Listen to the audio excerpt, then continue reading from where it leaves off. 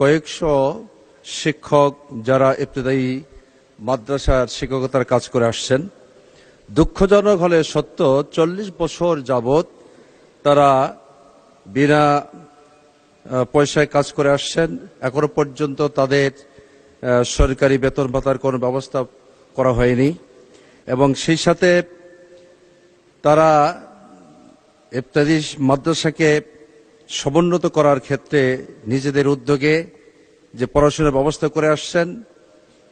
এই চরাঞ্চলের দরিদ্র জনগোষ্ঠীকে আর্থিকভাবে স্বাবলম্বী করতে হলে অবশ্যই সরকারের আমি দৃষ্টি আকর্ষণ করছি, অনতিবিলম্বে তাদের এই প্রতিষ্ঠানগুলো বেতন ভাতার আওতায় আনা হবে কিনা এই বিষয়ে মাননীয় শিক্ষামন্ত্রী দৃষ্টি আকর্ষণ করছি।